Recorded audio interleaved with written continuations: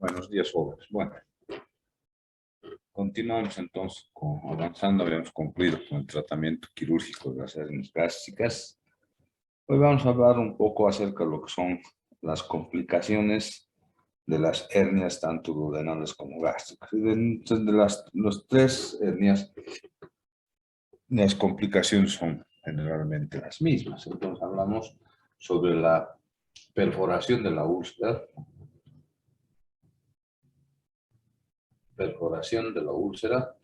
Tenemos la estenosis que puede provocar, y algo bien importante es la hemorragia digestiva alta. Entonces, vamos a empezar hablando acerca de la perforación. Las úlceras en su evolución, como hemos visto, o sea, en su anatomía patológica, comprometen desde la mucosa y pueden abarcar hasta la serosa, y en algún momento pueden sobrepasar la serosa y sobrepasarse. Generalmente las úlceras que se perforan van a ser las úlceras que están presentes a veces en la cara anterior del estómago, pero por frecuencia se dice que las úlceras que con mayor facilidad se van a perforar son las úlceras duodenales. Pero ocurre de que muchas veces esa perforación se hace, o sea, se produce como una perforación contenida, porque son úlceras que van a penetrar en su perforación algunas vísceras vecinas, ¿no es verdad? Y las úlceras gástricas en relación a esto no tienen una perforación hacia un órgano vecino, sino se perforan hacia el exterior. Por tanto, entonces van a dar una sintomatología determinada al producirse este proceso de perforación. Y el síntoma importante que nosotros vamos a colegir de una perforación es que el paciente acude de emergencia a un centro hospitalario acusando dolor, pero un dolor fugitivo, que el paciente relata como una opresión y como una sensación inminente de muerte localizado en el hipogastrio, perdón, en el epigastrio. Entonces, de esa forma acude el paciente y con el antecedente, y lógicamente, de presentar úlcera gástrica o úlcera duodenal. Entonces, esa es la presentación del paciente ulceroso en cuanto se refiere a su sintomatología. A medida que va transcurriendo el tiempo, este dolor se va generalizando y va calmando, no se hace tan agudo, entonces se va generalizando en todo el agua. Entonces, a veces nosotros, en principio, no vamos a poder determinar el diagnóstico, sino con el transcurso del tiempo, donde se va a producir, por la perforación presentada, la presencia de una peritonitis, porque al perforarse la úlcera, va a dejar salir líquido contenido a nivel gástrico o duodenal, o en su caso va a dejar salir una cantidad de aire, ¿no es verdad? Entonces, nosotros vamos a encontrar ya cuando se declara el cuadro peritoneal, podemos encontrar que el paciente en el transcurso de las horas puede presentar cuadro febril, el dolor se hace generalizado. Entonces, en ese caso, nosotros al examen físico, cuando ya se ha producido la perforación, vamos a encontrar todos los signos propios de una peritonitis por perforación de víscera hueca, que ya lo hemos conocido cuando hemos hablado de peritonitis. Hemos visto que al examen físico, sobre todo en la percusión, nos va a llamar la atención la presencia de aire en la región del hipocondrio derecho, que se conoce como el signo de Joubert, que hemos dicho, ¿no es verdad? Y además es a la percusión, encontramos, o sea, el timpanismo característico, el signo de Joubert, ¿no es verdad? En los exámenes complementarios, además de que vamos a encontrar el abdomen en tabla clásico de las peritonitis, el abdomen en tabla, todo aquello que conlleva un cuadro de tipo peritoneal. Bien, en los exámenes complementarios nos va a ayudar el hemograma, lógicamente, va a haber un aumento de los glóbulos blancos y sobre todo la radiografía de tórax de pie, donde vamos a encontrar presencia de aire en la región del hipocondrio derecho por debajo del diafragma. Ese es el signo de Poupart que hemos visto ya en la parte de peritonitis. ¿Cuál va a ser nuestra actitud frente al cuadro de perforación de una úlcera? Entonces vamos a ir a tratar como si fuera una peritonitis. Entonces entramos a la cavidad abdominal, hacemos la laparotomía correspondiente, Vamos a lavar la cavidad abdominal, limpiar prolijamente y vamos a reparar la úlcera como tal. La úlcera, o sea, la perforación gástrica. Muchas veces podemos recortar la úlcera, hacer una pequeña losange y suturar nuevamente la úlcera correspondiente. En otros casos, cuando la perforación es puntiforme o pequeña, lo único que vamos a hacer es colocar puntos y en su caso podemos hacer, colocar el epíplon encima de, como una especie de parche encima de la úlcera.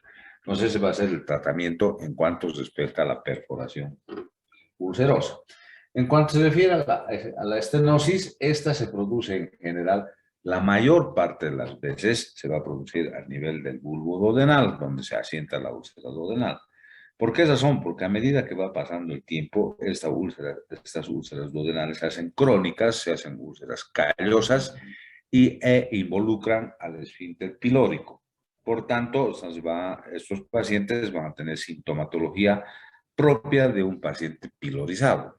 ¿Qué quiere decir? Que se obstruye el píloro y el alimento no va a pasar en forma adecuada del estómago hacia el duodeno, causando molestias al paciente, dolor, o sea, sensación de plenitud gástrica, porque cuando vas a alimentarse va a sentir que el estómago se distiende, y una cosa llamativa que va a ocurrir en el paciente va a ser que el paciente va a empezar a debutar con halitosis, porque el contenido gástrico va a tardar, o a veces no va a pasar del estómago al duodeno, por tanto el paciente se va a macerar, o sea, se va a fermentar el alimento en el estómago y va a presentar esa halitosis característica de un paciente pilorizado. Y el dolor que va a ocurrir al paso del alimento, el dolor que va a ocurrir en el epigastrio.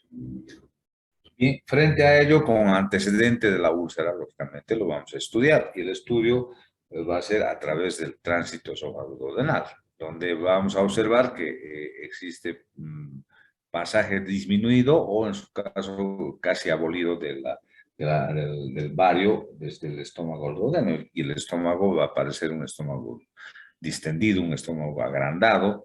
¿Por qué? Porque ha tenido que pasar mucho tiempo para que se manifieste la pilorización del paciente cuando produce la estenosis. Ahora, esta estenosis, así diagnosticada a través de lo que es el tránsito esófago-duodenal, el único tratamiento posible va a ser el tratamiento de tipo quirúrgico. Entonces, ¿cuál va a ser nuestra posición frente al tratamiento quirúrgico? Si nosotros encontramos a este paciente pilorizado, entonces encontramos de esta forma. Entonces, aquí en el esfínter del píloro, aquí en esta parte del esfínter, o sea, no hay paso. Por tanto, podemos ofrecer dos tipos de cirugía. Cuando esto no tiene una fibrosis marcada, si nosotros cuando palpamos ya en el acto quirúrgico que no haya una fibrosis marcada, podemos realizar una cirugía tipo Finney. ¿Qué quiere decir la cirugía tipo Finney? Hacemos una incisión sobre la cara anterior del duodeno, en parte del bulbo duodenal, hacemos una incisión en dirección al tránsito intestinal. De esta forma hacemos una incisión y vamos a suturar en forma transversal. Entonces suturamos en forma transversal, cosa que se ensanche el esfínter pilórico. Entonces a esa cirugía se conoce como cirugía de Finney.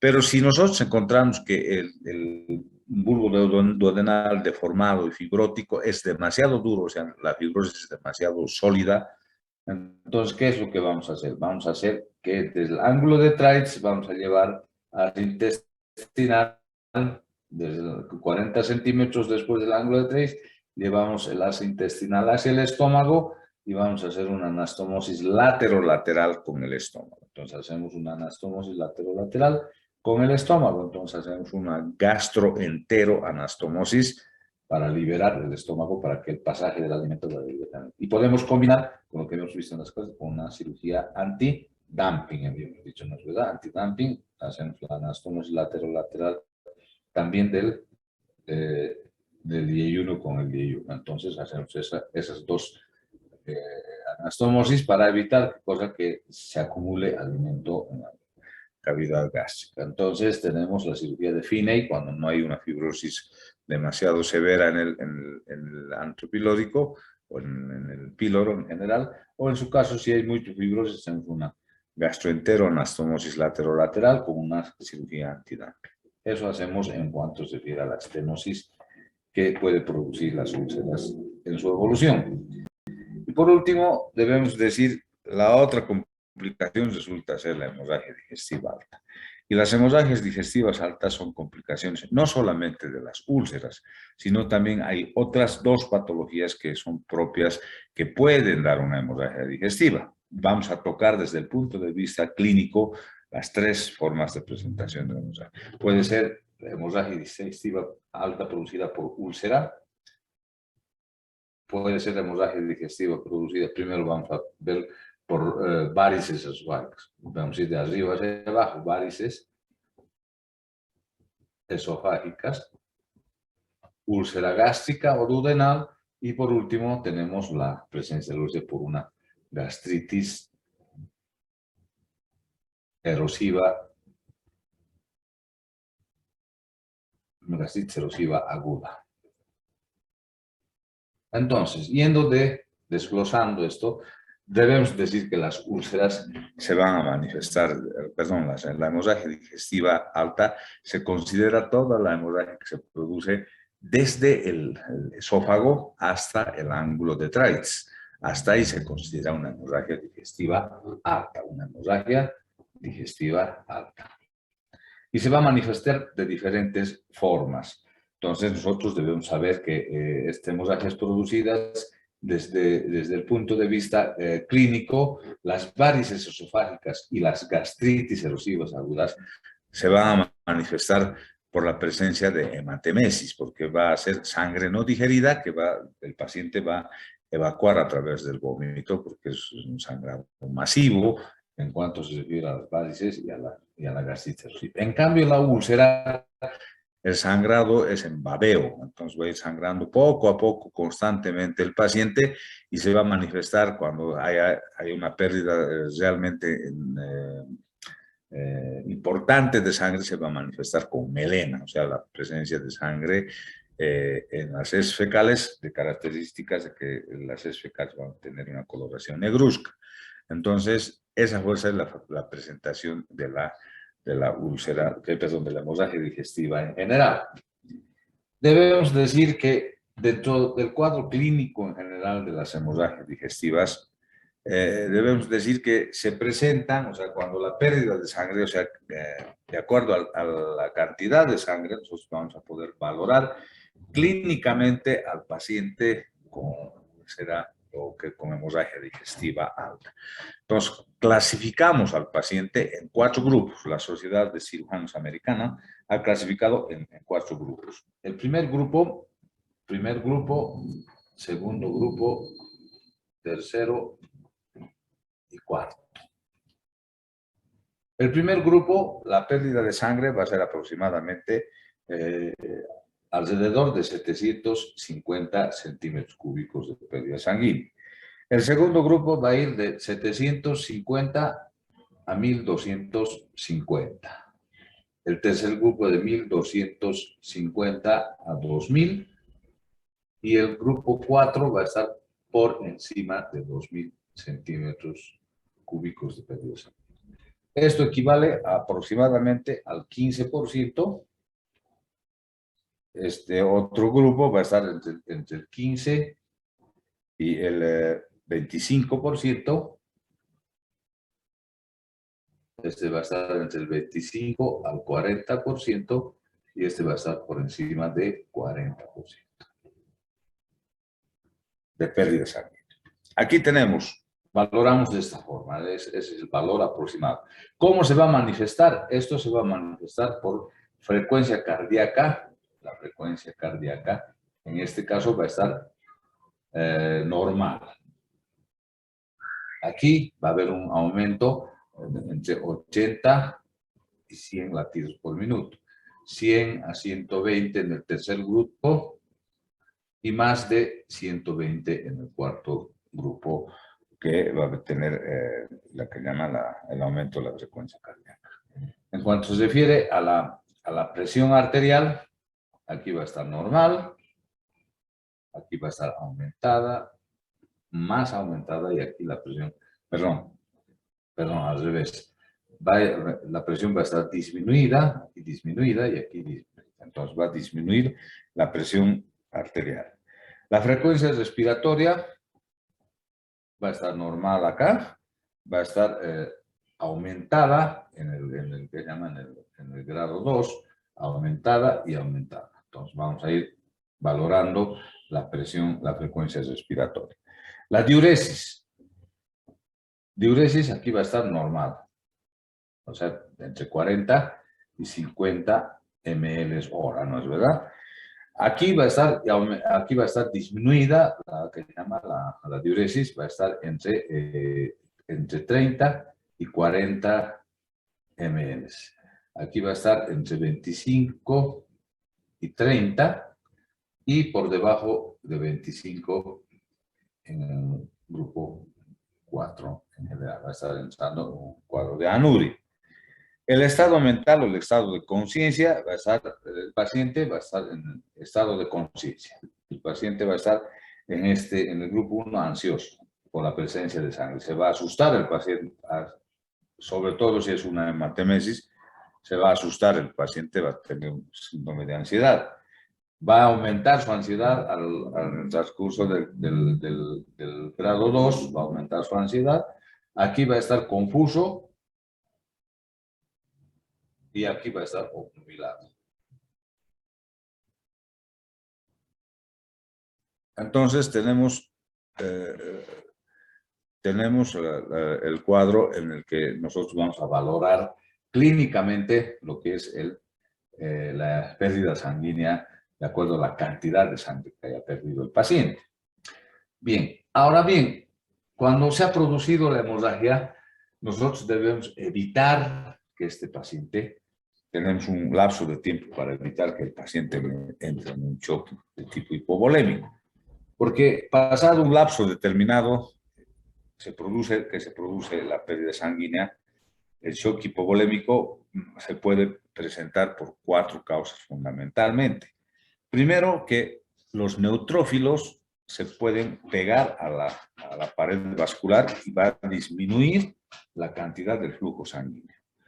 En segundo lugar, esa disminución de flujo sanguíneo va a afectar sobre todo a la parte del mesenterio. Entonces va a haber una disminución, un shock a nivel, o una disminución sanguínea a nivel del mesenterio, las arterias y venas mesentéricas, y va a determinar la translocación de gérmenes que va a provocar un cambio en relación a esto, de pasar de pérdida sanguínea se va a convertir en un shock de tipo séptico. En tercer lugar, va a ocurrir que la elasticidad cardíaca va a disminuir, entonces va a llegar sangre, pero el corazón no se va a distender en forma adecuada para poder eyectar una cantidad adecuada de sangre. Va a disminuir la elasticidad del músculo cardíaco. Y por último, se va a destruir el endotelio capilar para la que llama la distribución de sangre a la periferia, a través de la presencia del óxido nítrico. Entonces son 4 causas que van a provocar que llaman la irreversibilidad en este caso.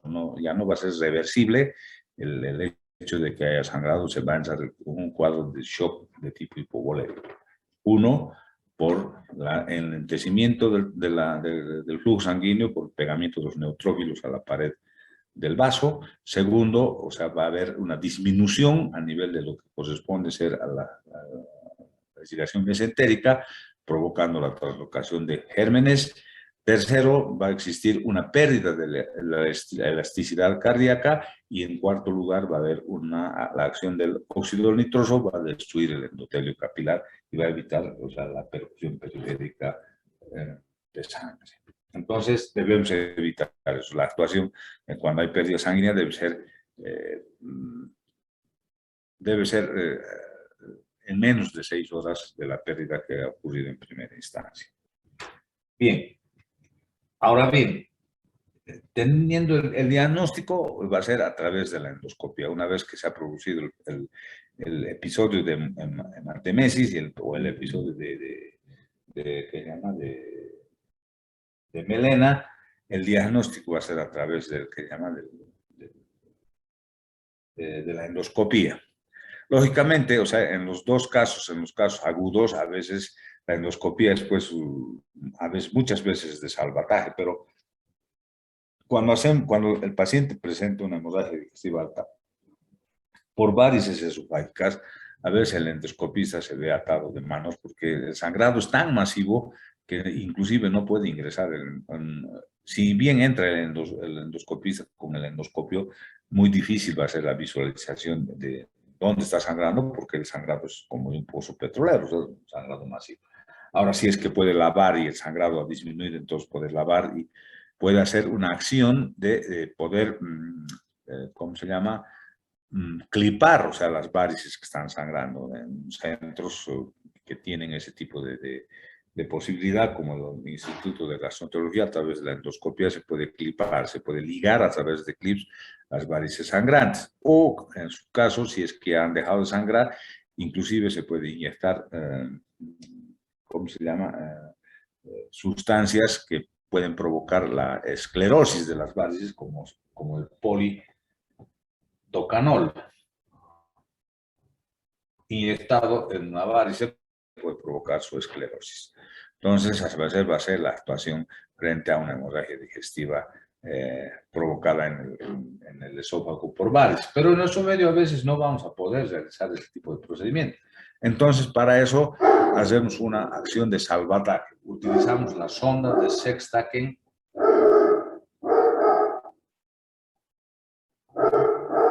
Blackmore.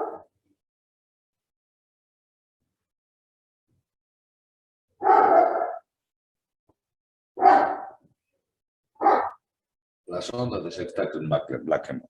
Es una sonda especial que se coloca, si nosotros tenemos aquí el estómago, colocamos esta sonda por vía oral. Esta sonda se introduce hasta el estómago. Tiene 3 vías. Una vía que está abierta, otra vía que viene a una especie de globo que tiene en la parte inferior y la otra vía que viene a otro globo que está en la parte superior. Entonces se infla el primer globo para anclar la sonda en el estómago pasando el esfínter cardiaco. Anclamos la sonda y luego inflamos el segundo globo que es esofágico, entonces que hace presión a las paredes del esófago para controlar la hemorragia que está producida por las varices esofágicas. Esa es la sonda de Sextaken Blackmore. Esta sonda se puede utilizar hasta 3 días, porque a los 3 días se puede pegar y al retirarla puede provocar mayor sangrado por desprendimiento de la mucosa. Es una sonda de salvataje hasta llevarlo a un centro donde le pueden realizar el tratamiento correspondiente de las varices esofágicas, porque puede ir a una cirugía tipo Warren, que es una derivación esplenorenal, una cirugía Warren, que es una derivación esplenorenal, porque las varices se producen por una hipertensión portal. Entonces, eso es lo que podemos hacer frente a las varices esofágicas. Ahora bien, si nosotros nos encontramos frente al sangrado de una gastritis aguda, a veces el sangrado no nos deja ver tampoco el lugar de sangrado porque es un sangrado en napa. Por tanto, entonces a veces la actuación del cirujano a veces es imposible, si vale el término, o del endoscopista o del gastroenterólogo, imposible porque lamentablemente el sangrado no nos da opción a hacer un tratamiento. La única opción de tratamiento de un sangrado masivo con una gastritis erosiva aguda es la realización de una gastrectomía total. Entonces sacamos todo el estómago desde el duodeno, eliminamos todo ello y realizamos, aquí hacemos la sutura correspondiente al duodeno, medimos ángulo de Trice 35 centímetros y llevamos hacia la parte superior el Y1, hacemos una anastomosis término-lateral con el esófago y de la parte que hemos cortado, la parte inferior, volvemos a hacer otra anastomosis con el intestino término lateral. Hacemos, si se dan cuenta, esta es una Y. Entonces hacemos una I de Roux. Entonces hacemos una anastomosis término lateral con el esófago y hacemos una anastomosis término lateral entre el intestino y el intestino. Formamos una I. Una Y de Roux, a eso que no sé cómo I de Roux. Esa es la cirugía de salvataje que se puede hacer de emergencia frente a una gastritis erosiva sangrante masiva. Ahora, si se presenta un sangrado por úlcera que nos va a dar tiempo a actuar, podemos realizar, o sea, lo que se conoce con el nombre de lavado Palmer.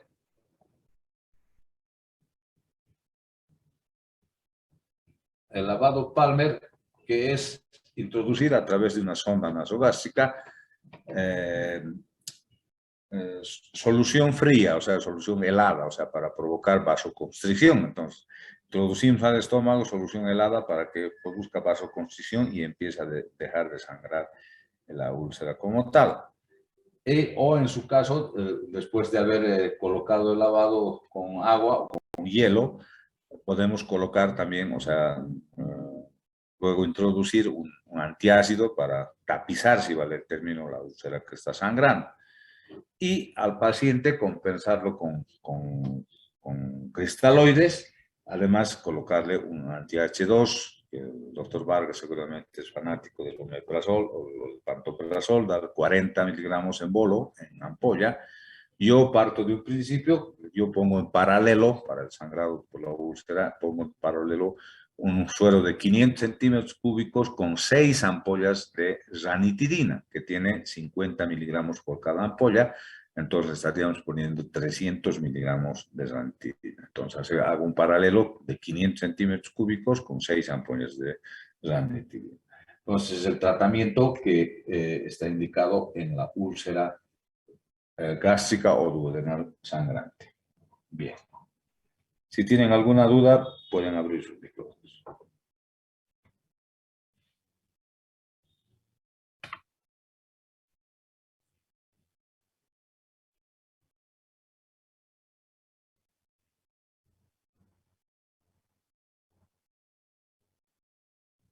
Doctor, ¿podría repetir la cirugía tipo Finney?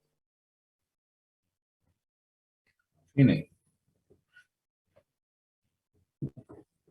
La Finney, si nosotros tenemos aquí el píloro, vamos a hacer un corte en dirección al tránsito y suturamos en sentido contrario. Esa es la cirugía de Finney.